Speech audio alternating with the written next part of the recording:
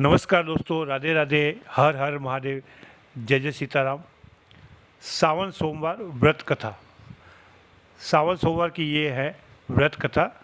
ज़रूर सुने, आपकी मन चाहे मुराद भोले बाबा ज़रूर पूरी करेंगे।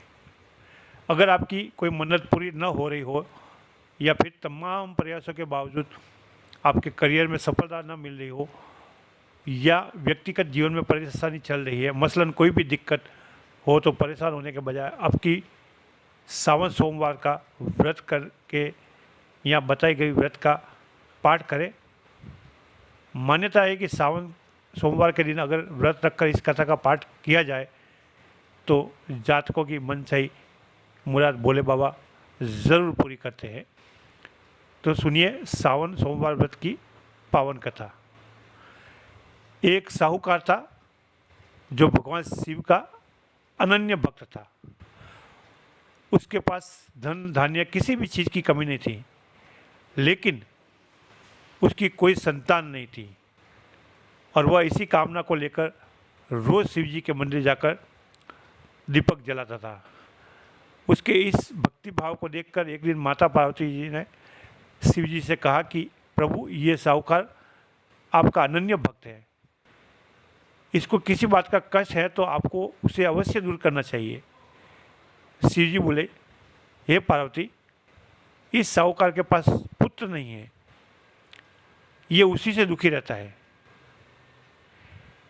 माँ पार्वती कहती है कि हे कृपालु, कृपा करके इसे पुत्र का वरदान दे दीजिए। तब भोलेनाथ ने कहा कि हे पार्वती, साहूकार के भाग्य में पुत्र का योग्य है ही नहीं, पुत्र योग नहीं है। ऐसे में अगर इसे पुत्र प्राप्ति का वरदान मिल भी गया तो वह केवल 12 वर्ष की आयु तक ही जीवित रहेगा। ये सुनने के बाद भी माता पार्वती ने कहा कि हे प्रभु, कुछ भी हो, आपको इस साहूकार को पुत्र का वरदान देना ही होगा, अन्यथा भक्त क्यों आपकी सेवा पूजा करेंगे। माता के बार बार कहने से भोलेनाथ पिघल गए और भोलेनाथ ने साहूकार को पुत्र का वरदान दे दिया, लेकिन ये भी कहा कि वह केवल 12 वर्ष तक ही जीवित रहेगा। पुत्र की केवल 12 वर्ष की ही आयु सीमा। साहूकार ये सारी बातें सुन रहा था, इसलिए उसे न तो खुशी हुई और न ही दुख हुआ।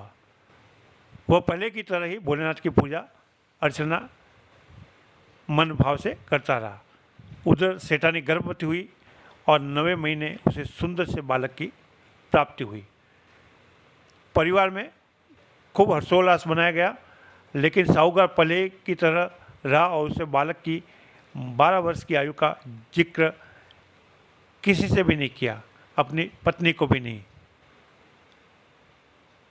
जब बालक 11 वर्ष की आयु हो गई तो एक दिन साहूकार की सेठानी ने बालक के विवाह के लिए कहा। तो साहूकार ने कहा कि वो अभी बालक को पढ़ने के लिए काशी भेजेंगे। इसके बाद उसने बालक के मामा जी को बुलाया और कहा कि इसे काशी पढ़ने के लिए ले जाओ और रास्ते में जिस भी स्थान पर रुकना, वहाँ यज्ञ करते और ब्राह्मणों को भोजन कराते हुए आगे बढ़ना। उन्होंने भी इसी तरह करते हुए जा रहे थे कि रास्ते में एक राजकुमारी का विवाह था, जिससे उसका विवाह होना था। वह एक आँख से काना था। तो उसके पिता ने जब अति सुंदर साहूकार के बेटे को देखा तो उनके मन में आया कि क्यों न इसे ही घोड़ी पर बिठाकर शादी के लिए सारे कार्य संपन्न करा लिए जाए। तो उन्होंने मामा से बात की और कहा कि इसके बदले में वो अथाह धन देंगे। तो वो भी राजी हो गए। साहूकार के बेटे का विवाह। इसके बाद साहूकार का बेटा विवाह की बेदी पर बैठा और जब विवाह कार्य संपन्न हो गए तो जाने से पहले उसने राजकुमार की चुनरी के पल्ले पर लिखा कि तेरा विवाह तो मेरे साथ हुआ है, लेकिन जिस राजकुमार के साथ भेजेंगे वह तो एक आँख का काना है। इसके बाद वह अपने मामा के साथ काशी के लिए चला गया। उधर जब राजकुमारी ने अपनी चुनरी पर ये लिखा हुआ पाया तो उसने राजकुमार के साथ जाने से मना कर दिया। तो राजा ने अपनी पुत्री की बारात के साथ विदा नहीं किया, बात वापस लौट गई। उधर मामा और भांजे काशी जी पहुंच गए थे। एक दिन जब मामा ने यज्ञ रचाया और भांजा बहुत देर तक बाहर नहीं आया, तो मामा ने अंदर जाकर देखा तो भांजे के प्राण निकल चुके थे। वह बहुत परेशान हुए, लेकिन सोचा कि अभी रोना पीटना मचा है तो ब्राह्मण चले जाएंगे और यज्ञ का कार्य अधूरा रह जाएगा। जब यह संपन्न हुआ तो मामा ने रोना पीटना शुरू किया। उसी समय शिव पार्वती उधर से जा रहे थे, तो माता पार्वती ने शिव जी से पूछा, हे प्रभु, ये कौन विलाप कर रहा है? तभी उन्हें पता चलता है कि ये भोलेनाथ के आशीर्वाद से जन्मा साहूकार का पुत्र है। तब माता पार्वती कहती है कि हे स्वामी, इसे जीवन कर दे, अन्यथा रोते रोते इसके माता पिता के प्राण निकल जाएंगे। तब भोलेनाथ ने कहा कि हे पार्वती, इसकी आयु इतनी ही थी, सो वह भोग चुका है। लेकिन माँ के बार बार आग्रह करने पर भोलेनाथ ने उसे जीवित कर दिया। लड़का ओम नमः शिवाय करते हुए जी उठा और मामा भांजे दोनों ईश्वर को धन्यवाद दिया और अपनी नगरी की ओर लौट गए। रास्ते में वह वही नगर पड़ा और राजकुमारी ने उन्हें पहचान लिया।